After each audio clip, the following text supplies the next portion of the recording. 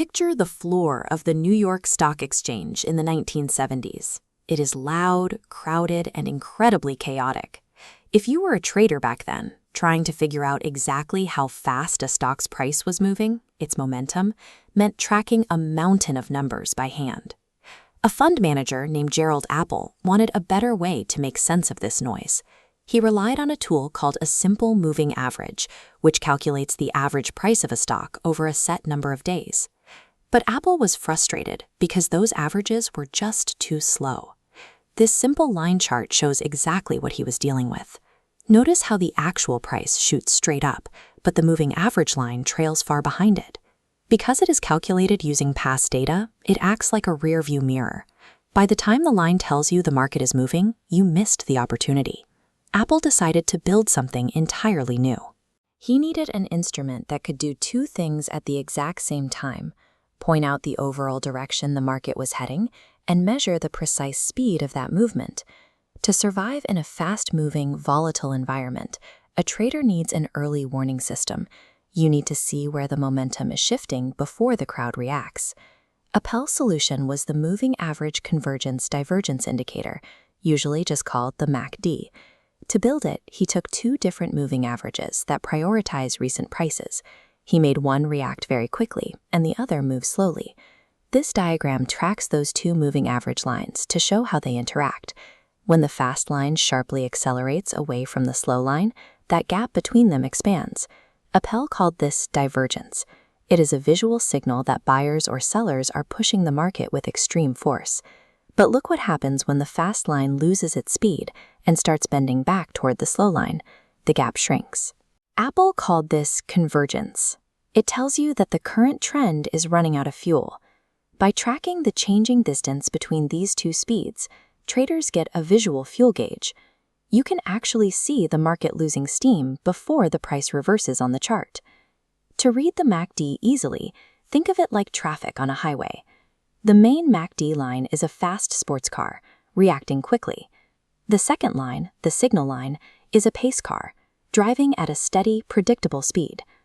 When the fast sports car sweeps past the pace car from behind, that is what traders call a bullish crossover. It is a clear green light, indicating that buyers have taken control of the wheel. If the sports car suddenly loses momentum and drops behind the pace car, you have a bearish crossover. That is your red light. Sellers are now dictating the speed. This panel links the lines to a histogram below. The histogram measures the exact distance between the cars, drawing vertical bars to represent it. As the lines pull further apart, the bars grow taller, making it effortless to see momentum building. If you buy or sell every single time those lines cross, you will lose money. The market creates too many false signals. You need a grand filter to establish the overarching rules of the road. This decision matrix table outlines how professionals use a 200-period moving average as that filter. If the asset's price is sitting above that line, you only accept buy signals. If the price is below it, you only accept sell signals. The MACD is your timing mechanism.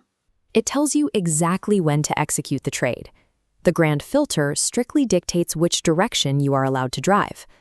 To build a truly reliable system, traders pair the MACD with a partner, the Relative Strength Index, or RSI. They work perfectly together because they measure different things. The RSI tells you if the buyers or sellers are completely exhausted, while the MACD tells you exactly when the price is pivoting. Let's apply this to a real 15-minute chart for the euro against the US dollar. The price drops sharply, coming down to rest on a 50-period moving average, which is acting like a trampoline floor.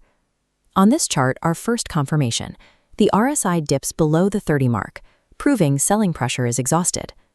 Next, a large green candle swallows the previous red candle. Buyers are stepping in. Finally, the fast MACD line crosses up over the signal line.